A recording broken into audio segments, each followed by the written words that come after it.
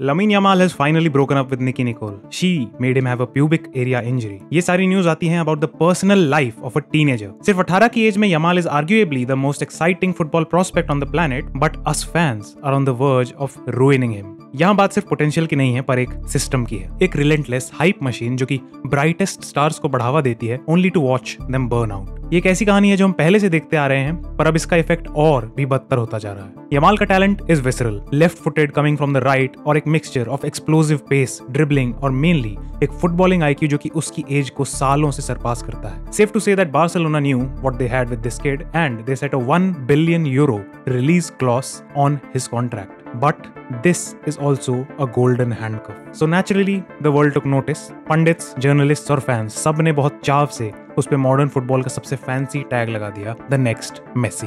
पर यहीं से प्रॉब्लम शुरू होती है. ये जो इनिशियल हाइपिंग अप है इसको सपोर्ट नहीं कह सकते. ये वो टाइट सफोकेटिंग एम्ब्रेस है जो आपकी कजिन नानी आपको देती हैं पर आप उनका नाम तक नहीं जानते हो. ये हाइप एक पैराडॉक्स क्रिएट करता है. A player is celebrated for his fearless joyful football but is then placed under a level of pressure that makes that freedom impossible to sustain.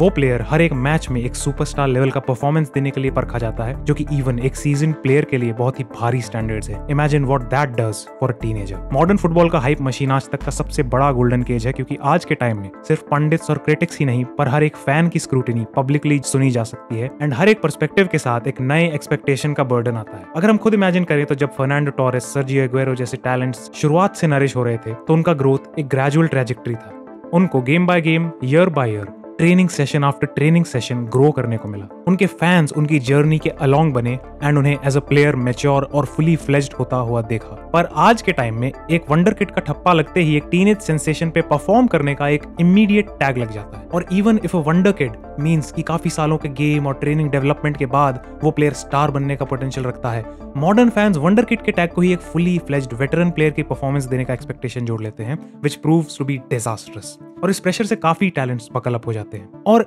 सिर्फ सोशल मीडिया प्रेशर ही नहीं, commercial pressure भी intensify हो गया है. अब young stars अब सिर्फ young stars नहीं, एसेट्स बन के रह गए. उनकी इमेज राइट्स और उनकी मार्केटिंग पोटेंशियल उनके एक सीजन खत्म करने से पहले भी वर्थ मिलियंस हो जाते हैं. ये एक और लेयर ऑफ प्रेशर बनता है और इस वजह से ऐसे यंग प्लेयर्स जिन्हें एक नर्चर्ड डेवलपमेंट मिलना चाहिए वो एक तौर से पब्लिक में ही बड़े होते हैं. उनकी हर एक छोटी एक्टिविटी मैग्नीफाई होती है और हर एक गलती पे सैकड़ों लोग फिक्सेटेड होते हैं. और तो और अगर वो सक्सेसफुली भी परफॉर्म कर रहे होते हैं तो उनकी हर एक सक्सेस उनकी फ्यूचर एक्सपेक्टेशंस को और बढ़ा देती है. एंड इस वजह से इन एक्साइटिंग टैलेंट्स के डेवलपमेंट में से एक जॉय और एक एक्साइटमेंट चला जाता है. यू सी, यमाल जैसे टैलेंट्स का फेट सिर्फ उसके हाथ में नहीं है, एक तरह से हम फैंस के भी हाथ में है. As a footballing community we have a choice कि या तो हम इस बिन सर पैर की हाइप मशीन को एक बढ़ावा देते रहें या अपने एक्सपेक्टेशंस को एक रीजनेबल लेवल पे रिट्रैक्ट कर लें. हम इंडिविजुअल ब्रिलियंस को अप्लॉज और गलतियों को स्पेस और टाइम दे सकें और एक प्लेयर को एक इनकंसिस्टेंट या एक लेजेंड का टैग देने की बजाय बस उसको धीरे धीरे स्टेप बाय स्टेप एंजॉय कर सकें और बढ़ने दें.